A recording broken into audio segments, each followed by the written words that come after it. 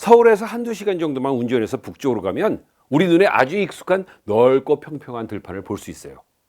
이런 평야는 한탄강이라는 강 주변에 펼쳐져 있는데 곳에 따라서는 아주 넓은 지역으로 나타나기도 합니다. 근데 깜짝 놀랄 만한 사실은 우리 눈에 아주 평범한 논으로 되어 있는 지역에서 차로 1분만 내려가면 그 아래에 상상도 할 수 없는 멋지고 특별한 경관이 펼쳐져 있다는 거죠. 이곳에는 우리가 국내 다른 곳에서는 전혀 볼 수 없는 특별한 계곡과 하천이 있습니다. 특히 검은 기둥 형태로 보이는 암석이 수직으로 절벽을 이루고 있는 모습은 여러분이 상상도 할 수 없는 광경이에요. 물이 많고 산세가 좋은 우리나라에는 아주 여러 방향으로 하천과 강이 발달하고 있어요. 태백산맥에서 시작한 한강이나 낙동강, 그리고 영산강, 섬진강, 금강 등이 우리에게 잘 알려진 강들이죠. 이러한 여러 강들은 보통 비슷한 발달 과정을 보이기 때문에 형태가 서로 비슷합니다. 산골짜기에서 시작한 작은 시냇물은 V자 계곡을 발달한 계곡을 따라서 이게 흐르다가 작은 하천이 되고, 작은 하천은 모여서 강이 되고, 강은 하류로 갈수록 점점 폭이 커지고 수심이 깊어지죠. 하지만 제가 오늘 설명해 드릴 한탄강은 일반적인 강과는 전혀 다른 특징을 가진 강이에요. 한탄이라는 말은 신세를 한탄한다는 그런 의미가 아니라 한여울, 즉 규모가 크게 빨리 흐르는 하천이라는 한탄을 의미합니다. 이렇게 이름을 붙인 걸 보면 우리 선조들은 이곳에 빠르게 흐르는 한탄강의 특별한 형태를 그때 아주 옛날부터 잘 파악하고 있었던 것 같아요. 한탄강은 북한에서 시작한 작은 하천이 모여서 강원도의 넓은 철원 평야를 통과한 후에 비무장지대와 거의 평행하게 흐르면서 임진강과 합쳐지면서 끝납니다. 그리고 그 임진강의 하류는 파주 지역에서 한강과 합쳐져서 서해로 흘러들어가요. 행정구역상으로는 한탄강은 북한에서 시작해서 강원도 철원, 경기도 포천과 연천까지 흐르는 강입니다. 한탄강 유역은 1953년 한국전쟁이 끝난 지역들과 아주 가까워서 전쟁이 끝날 무렵 대한민국 정부군과 북한군이 조금이라도 영토를 더 확보하기 위해 마지막으로 아주 치열한 전투를 벌인 곳이기도 합니다. 그래서 이곳에서는 아이스크림 고지, 김일성 고지를 비롯한 전쟁에 관련된 다양한 얘기가 전해져 내려오고 있고, 북한이 파놓았다가 발각된 땅굴도 있어서 우리 민족의 비극적인 역사를 많이 담고 있는 지역이기도 해요. 저는 오늘 한탄강만이 아니라 한탄강 부근에 나타나는 아주 특별한 지질 현상에 대해 소개하려고 합니다. 이 지역은 아주 중요한 지질유산의 가치를 가지기 때문에 2020년에 유네스코로부터 세계지질공원으로 인증되었습니다. 세계지질공원 프로그램은 유네스코의 세계유산 생물권 보존지역과 함께 유네스코 3대 프로그램입니다.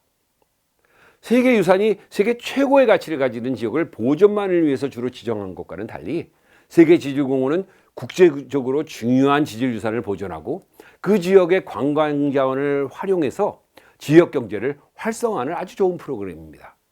물론 관광객에게 좋은 교육을 제공해서 사진만 찍고 가는 게 아니라 그 지역의 지질, 생태, 문화, 역사와 함께 아주 다양한 것을 교육적으로 배우면서 즐기는 것도 이 지질공원의 중요한 목적 중에 하나입니다.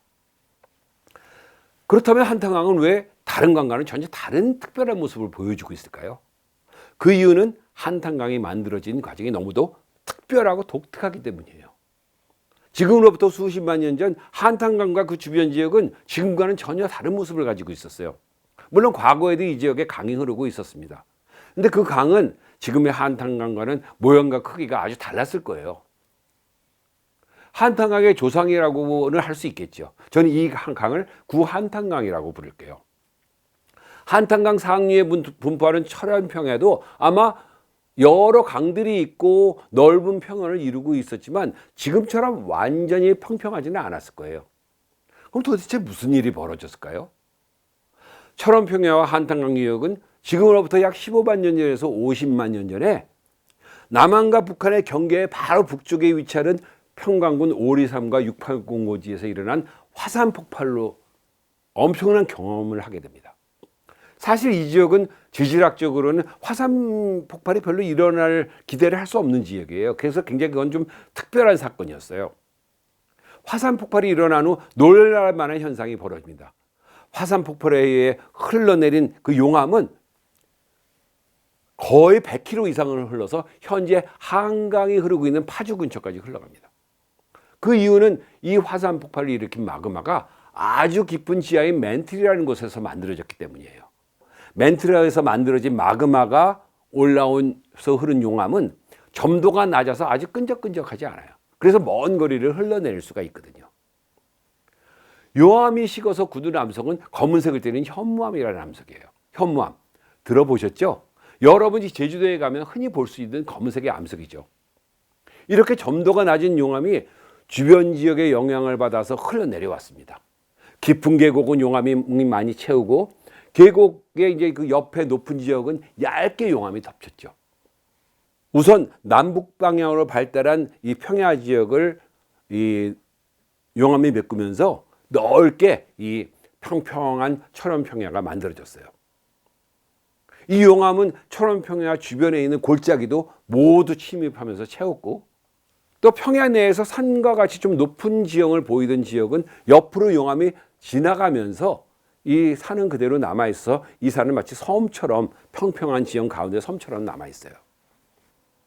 화산 폭발이 계속 일어나면 용암이 더 많이 나오죠. 그래서 이 철원평야를 다 채운 용암은 더 이상 흐를 수가 없기 때문에 흐를 수 있는 곳을 찾기 시작했어요. 그러다가 과거에 구한탄강을 찾은 거예요. 낮은 지대를 찾았죠. 그래서 이 용암은 계속해서 이 구한탄강을 따라 흘러서 100km를 흘러내려갔습니다. 흘러내려가던 용암은 그 주변에 있는 모든 평야 지역을 다 평평하게 메웠고, 그 주변에 산에 있는 모든 골짜기마다 침입해서 다 평평하게 메웠어요. 그래서 그 계곡의 입구는 지금 현재 모두 평평한 현무암으로 채워져 있죠. 또 하나 재미있는 사실은 하천을 따라서 하류로 흐르던 용암이 주변에서 이 지천이 한탄강으로 들어오는 곳을 만나면 용암이 반대로 그 지천의 상류 방향으로 역류해서 올라갔다는 거예요. 그래서 이 올라가다 굳은 용암에 의해서 댐같이 만들어져서 그 너머에는 호수가 만들어졌다고 학자들이 제안하기도 했어요. 지질조사 결과에 의하면 한탄강을 따라 흐르는 용암은 크게 3개의 다른 시기에 흐른 걸로 알려져 있습니다. 흘렀던 용암이 빠르게 식어서 현무암이라는 암석으로 굳어지면서 대부분 수직 방향으로 주상절리가 만들어지지만, 용암이 흐르던 조건과 굳는 속도에 따라서 수평절리를 비롯한 다양한 방향의 절리가 만들어지기도 해요. 그래서 한탄강을 따라 가다 보면 수직, 수평, 방사상의 여러 방향으로 발달한 다양한 절리를 볼 수가 있어요. 결국 구한탄강과 그 주변을 모두 평평하게 덮어버린 용암은 굳어서 현무암으로 변하고, 구한탄강 일대는 모두 평평한 현무암 지대가 된 거죠. 하지만 한탄강 주변과 상류의 지역에서 내리는 비는 다시 하천이 돼서 이 지역을 흐르고, 현무암으로 메워진 이 지역을 아래로 깎으면서 하천이 다시 흐르기 시작했고, 마침내 지금의 한탄강이 된 것입니다. 이 한탄강은 물론 과거의 한탄강이 흐르던 자리를 갖다가 그대로 따라가지는 않고 자기 나름대로 새로운 길을 개척해서 흘렀어요. 또한 용암이 빠르게 흐르면서 현무암 내부에 이제 주상절리가 만들어졌다 그랬잖아요. 그래서 이 하천이 조금씩 깎이기보다는 주상절리가 떨어져 나가면서 이 수직절벽을 만들어냈죠. 이러한 특별한 지질 현상의 결과로 새로 만들어진 한탄강은 보통 강가에서는 볼 수 없는 검은색의 수직절벽과 같이 아주 멋지고 특별한 지형을 보여주고 있어요. 뿐만 아니라 한탄강의 상류에서 하류를 가면서 보여주는 이 하천 바닥의 지형도 아주 독특해요. 한탄강의 상류이면서 지쳐있는 화강에 가면 아주 특별한 하천 지형을 볼 수 있어요. 화강 지역은 넓은 철원평야가 있는 곳이에요. 화강은 철원평야의 현무암을 거의 깎지 않고 현재의 평야와 거의 같은 높이에서 흐르고 있어요. 약 1, 2m의 수심을 유지하면서 넓은 지대를 흐르다 보니 폭이 아주 넓어졌다 좁아졌다를 반복해서 흐르고 있습니다. 때로는 하천 내부에 식생이 자라서 하천이 여러 갈래로 갈라지면서 흐르기도 하고요.